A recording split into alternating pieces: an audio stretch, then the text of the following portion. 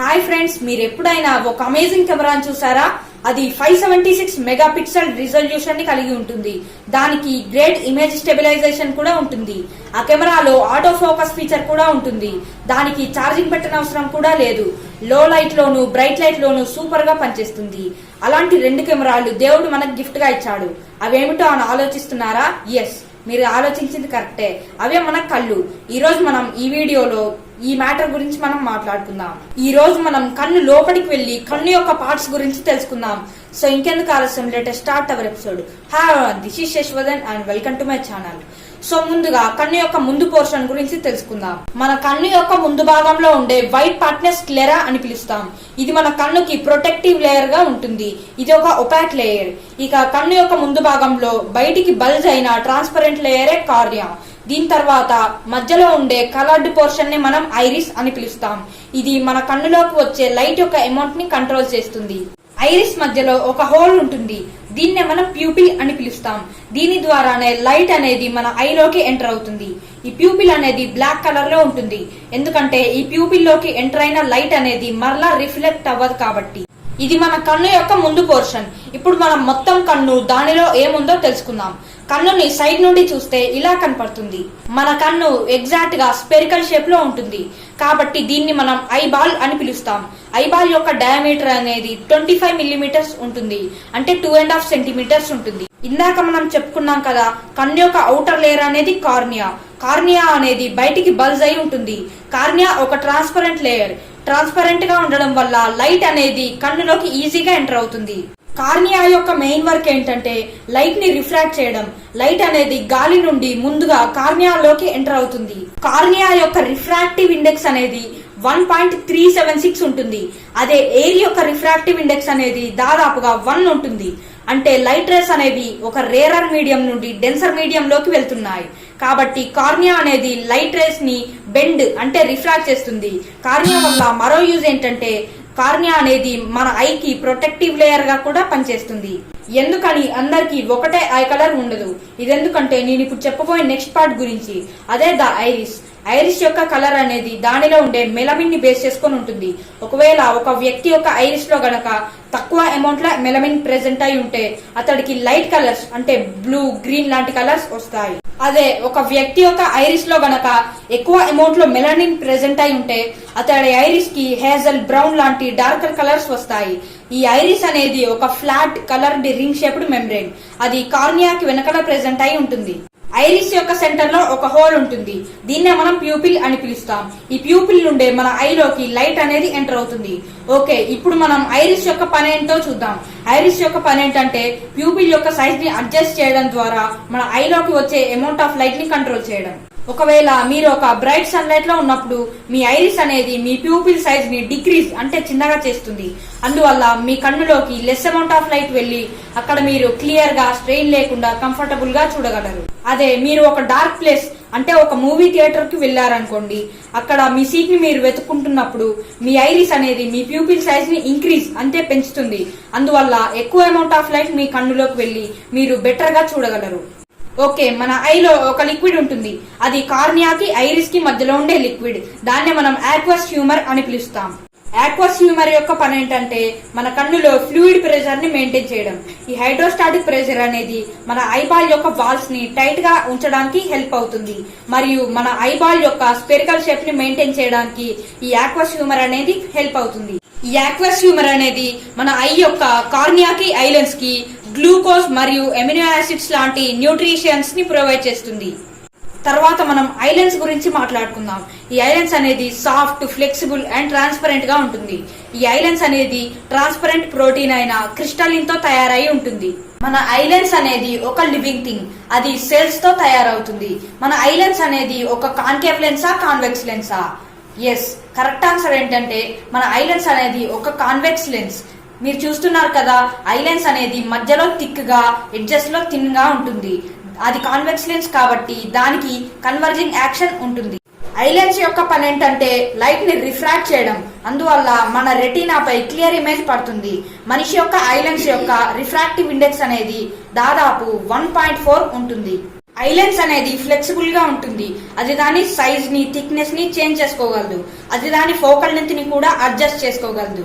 Eye lens ఇలా చేస్తుంది కాబట్టే మనం డిఫరెంట్ డిస్టెన్సెస్ లో ఉన్న ఆబ్జెక్ట్స్ పై క్లియర్ గా ఫోకస్ చేయగలుగుతున్నాం అండ్ మన రెటీనాపై క్లియర్ ఇమేజ్ పడుతుంది. ఈ ఐ లెన్స్ యొక్క అడ్జస్ట్మెంట్ ని మనం పవర్ ఆఫ్ అకామిడేషన్ అని పిలుస్తాం.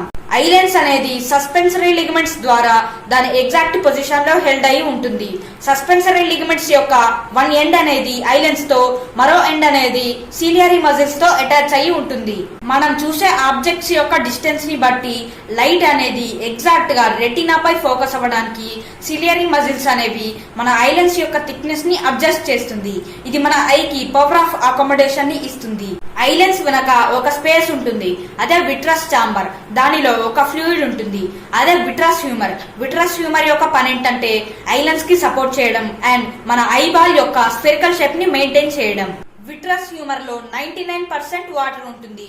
విట్రస్ హ్యూమర్ లో సెల్స్ అంటే కణాలు ఉండవు కాబట్టి లైట్ అనేది డిఫ్లెక్ట్ అవ్వకుండా విట్రస్ హ్యూమర్ నుండి ఈజీగా పాస్ అయ్యి రెటీనాపై పడుతుంది. ఈ విట్రస్ హ్యూమర్ అనేది లిక్విడ్ లెన్స్ లాంటిది కాబట్టి లైట్ అనేది మన రెటీనాపై బెటర్ గా ఫోకస్ అవుతుంది. ఇక మన కన్ను యొక్క బ్యాక్ పార్ట్ లో స్క్రీన్ ఉంటుంది. ఎస్, దీన్నే మనం రెటీనా అని కూడా పిలుస్తాం. దీనిపైనే మనకి ఇమేజ్ అనేది ఫామ్ అవుతుంది. డిజిటల్ కెమెరాస్ లో డిజిటల్ సెన్సార్స్ ఎలాగో మన కన్నులో కూడా రెటీనా అలా. రెటీనాకి లార్జ్ నెంబర్ లో లైట్ సెన్సిటివ్ సెల్స్ ఉంటాయి. వీటిని మనం ఫోటో రెసిప్టార్స్ అని అంటాము. అవే రాడ్స్ అండ్ కోన్స్. ఈ రాడ్స్ అనేవి ఇంటెన్సిటీ ఆఫ్ లైట్ కి సెన్సిటివ్.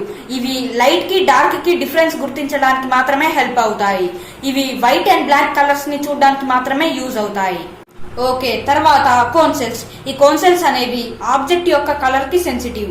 ఈ కోన్ సెల్స్ అనేవి నార్మల్ మరియు బ్రైట్ లైట్ లో చూడడానికి యూజ్ అవుతాయి. మరియు ఈ కోన్ సెల్స్ అనేవి బ్లాక్ అండ్ వైట్ తప్ప అన్ని కలర్స్ ని కూడా చూడడానికి ఈ కోన్ సెల్స్ యూజ్ అవుతాయి. ఫర్ ఎగ్జాంపుల్, మీరు ఒక డార్క్ రూమ్ లో ఉన్నప్పుడు అక్కడ ఉన్న ఆబ్జెక్ట్స్ యొక్క కలర్ ని మీరు చూడగలరా? చూడలేరు. ఎందుకంటే ఆ కలర్ ని ఐడెంటిఫై చేయడానికి మన కోన్ సెల్స్ కి చాలా లైట్ అవసరం. ఆ టైంలో మనకి రాడ్ సెల్స్ వర్క్ అవుతాయి. ఓకే, మనం ఒకవేళ నార్మల్ లేదా బ్రైట్ లైట్ లో ఉన్నప్పుడు మన కోన్ సెల్స్ అనేవి ప్రాపర్ గా వర్క్ అవుతాయి. అప్పుడు మనం ఆబ్జెక్ట్స్ యొక్క కలర్ ని ఈజీగా ఐడెంటిఫై చేయవచ్చు. ఓకే, రాడ్ సెల్స్ అనేవి డార్క్ మరియు లైట్ ఇన్ఫర్మేషన్ ని ఇస్తుంది మరియు కోన్ సెల్స్ అనేవి కలర్ ఇన్ఫర్మేషన్ ని ఇస్తుంది.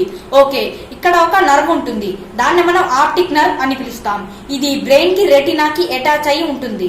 ఆప్టిక్ నర్వ్ అనేది రెటీనా నుండి విజువల్ ఇన్ఫర్మేషన్ మొత్తాన్ని ఎలక్ట్రికల్ ఇంపల్సెస్ లా బ్రెయిన్ కి ట్రాన్స్ఫర్ చేస్తుంది. అందువల్ల మనం ఈ ప్రపంచాన్ని చూడగలుగుతున్నాం. ఈ ప్రాసెస్ అంతా కూడా కేవలం 13 మిల్లీ సెకండ్స్ లోనే జరిగిపోతుంది. ఐ అనేది ఒక కెమెరా లాంటిది. కాదు, కెమెరా కన్నా ఎన్నో రెట్లు గొప్పది. దానికి విజన్ మన బ్రెయిన్ ఇస్తుంది.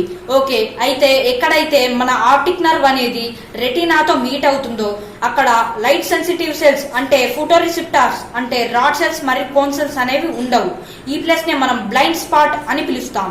అంటే ఈ పాయింట్ లో విజన్ అనేది పాసిబుల్ కాదు. ఒకవేళ ఏ ఇమేజ్ అయినా ఈ బ్లైండ్ స్పాట్ పై పడితే మనం ఆ ఇమేజ్ ని చూడలేము. రెటీనాపై ఎలాంటి ఇమేజ్ ఫామ్ అవుతుందో మీకు తెలుసా? ఎస్, మీరు అనుకుంది కరెక్టే. అది ఒక real inverted and diminished image.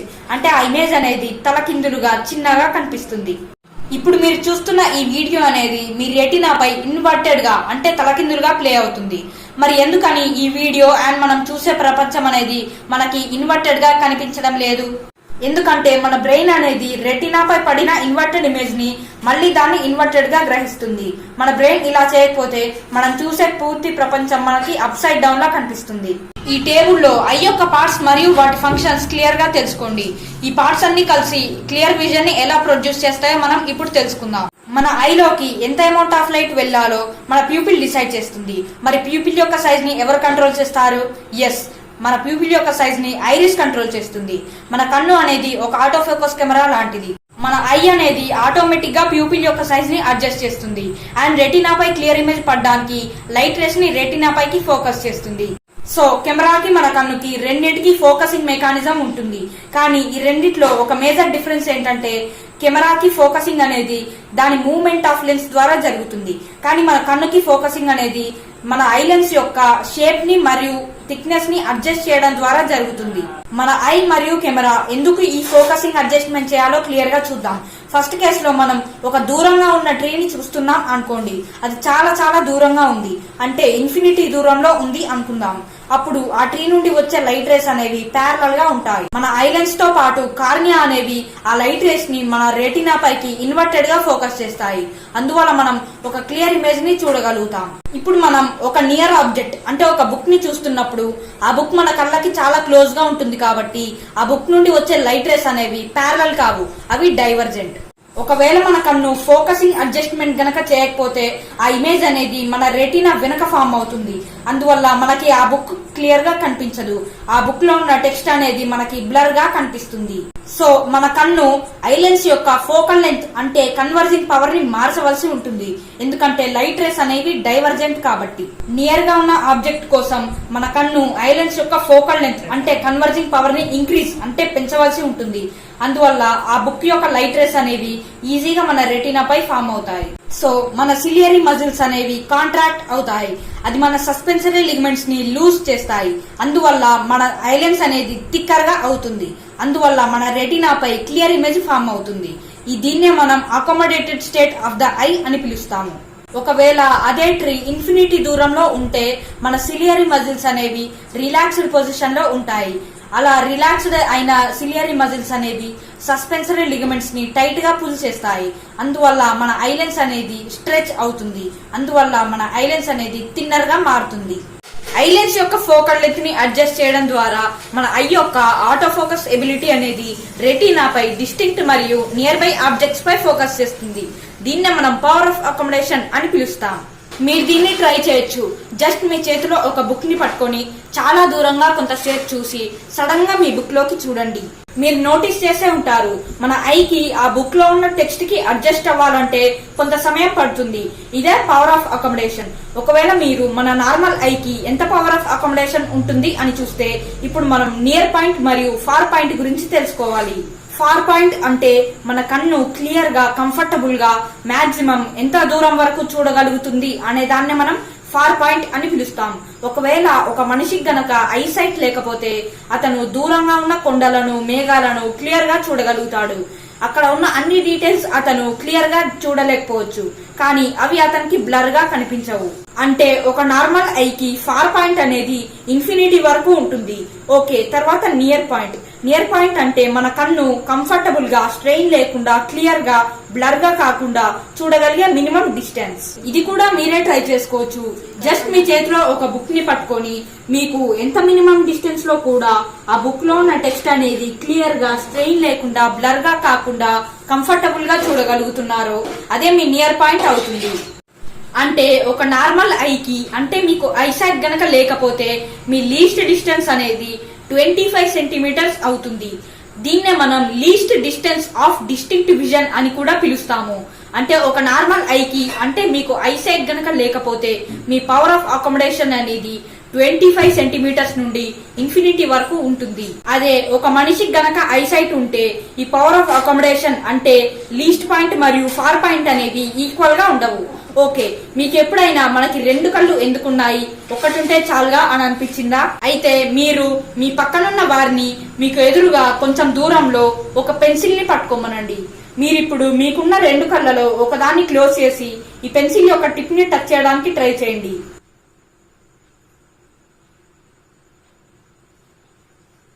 మీరు నోటీస్ చేసే ఉంటారు అది అంత ఈజీ కాదని. మనకున్న రెండు కళ్ళు లోతు యొక్క అవగాహన పర్సెప్షన్ ఆఫ్ డెప్త్ తో హెల్ప్ అవుతాయి. దీన్నే మనం స్టీరియోస్కోపిక్ విజన్ అని పిలుస్తాము. ఓకే, మనం ఇప్పటి వరకు డిస్కస్ చేసుకున్న విషయాలన్నీ మళ్ళీ రీకాల్ చేద్దాం. హ్యూమన్ ఐ అనేది ఒక సెన్స్ ఆర్గాన్ మరియు సెన్సరీ నర్వస్ సిస్టమ్ లో ఒక భాగం.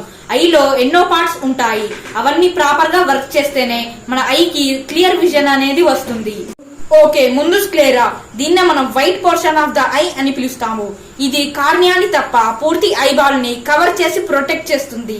ఓకే, తర్వాత కారాయిడ్. ఇది మన ఐలో రెటినాకి స్క్లెరాకి మధ్యలో ఉండే ఒక వాస్కులర్ లేయర్. దీంట్లో బ్లడ్ వెజల్స్ అనేవి ఉంటాయి. ఓకే, తర్వాత ప్యూపిల్. ఇది ఐరిస్ కి మధ్యలో ఉండే ఒక హోల్. దీన్నే మనం ఐ యొక్క ఓపెనింగ్ గా చెప్పుకోవచ్చు. దీంట్లో నుండే లైట్ మన ఐలోకి ఎంటర్ అవుతుంది. మన ఐలోకి ఎంటర్ అయ్యే అమౌంట్ ఆఫ్ లైట్ ని బట్టి మన ఐరిస్ అనేది ప్యూపిల్ యొక్క సైజ్ ని ఇంక్రీజ్ లేదా డిక్రీజ్ చేస్తుంది. ఓకే, తర్వాత ఐరిస్ ఇదే మన కన్నులోని కలర్డ్ పోర్షన్. ఇది మన ఐలోకి వచ్చే అమౌంట్ ఆఫ్ లైట్ ని ప్యూపిల్ యొక్క సైజ్ ని అడ్జస్ట్ చేయడం ద్వారా కంట్రోల్ అంటే రెగ్యులేట్ చేస్తుంది. ఓకే, తర్వాత కార్నియా ఇది మన ఐ యొక్క ముందు పోర్షన్ లో ఉండి మన ఐ యొక్క భాగాలైన ఐరిస్, ప్యూపిల్ మరియు ఆక్వస్ హ్యూమర్లని కవర్ చేసి ప్రొటెక్ట్ చేసే ఒక క్లియర్ మరియు ట్రాన్స్పరెంట్ లేయర్. ఇది మన ఐలోకి లైట్ ని ట్రాన్స్మిట్ చేసి ఫోకస్ చేస్తుంది.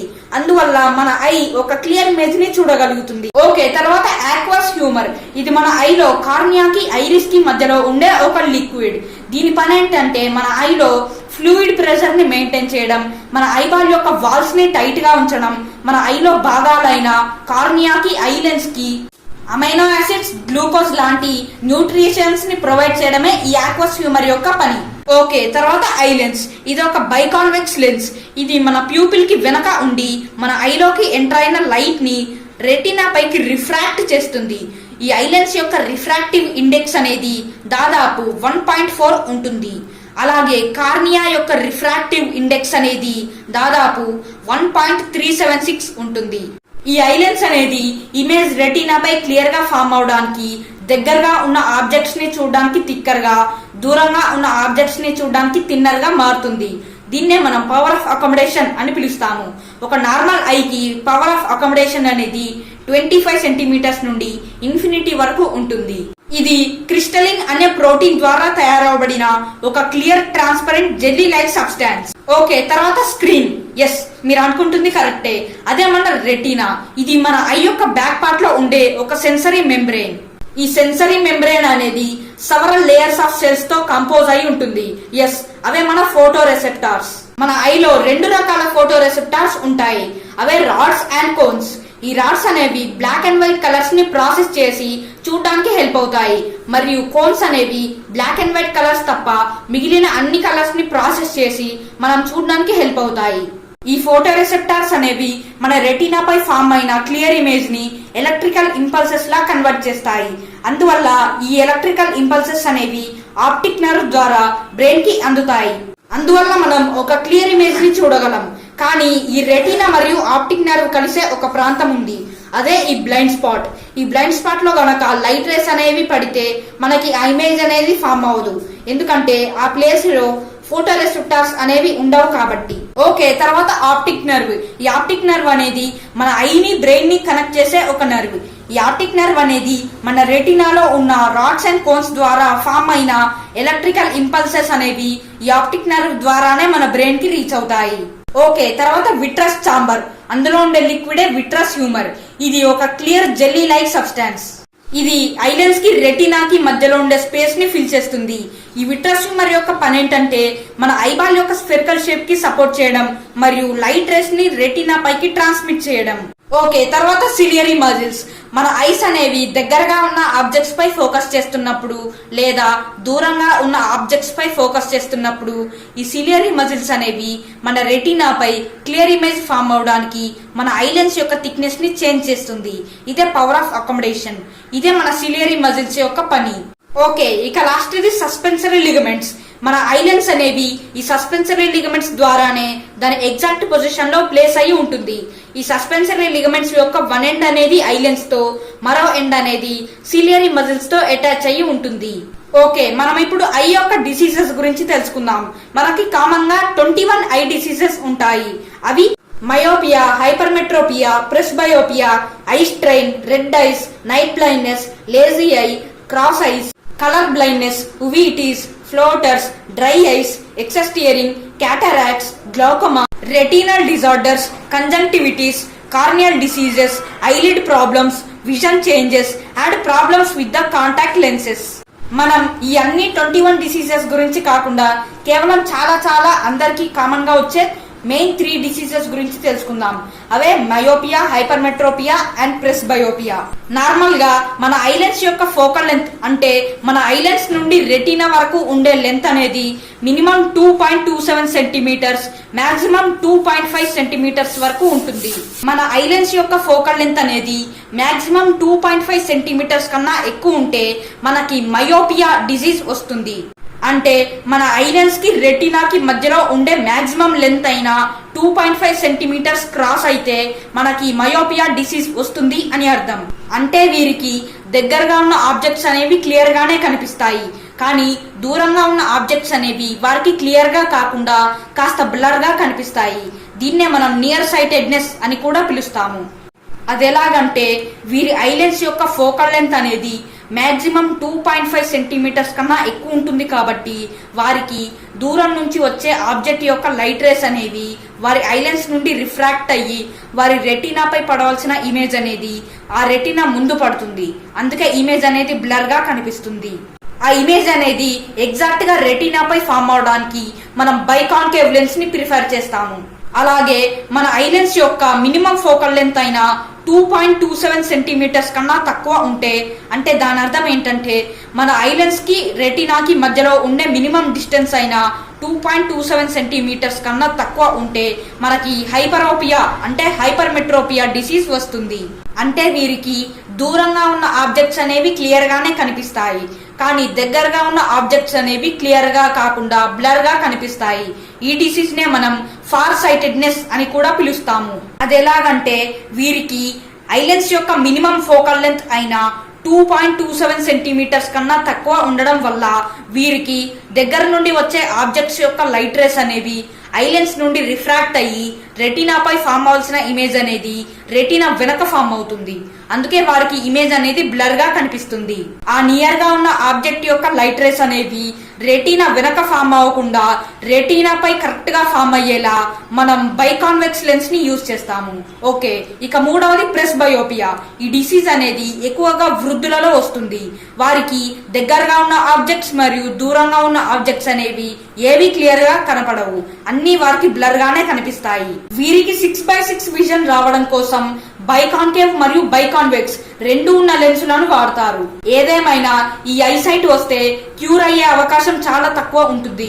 సో మీరు ఐసైట్ రాకుండా జాగ్రత్త పడడానికి నేను ఇప్పుడు చెప్పే ఈ టిప్స్ ని ఫాలో అవ్వండి.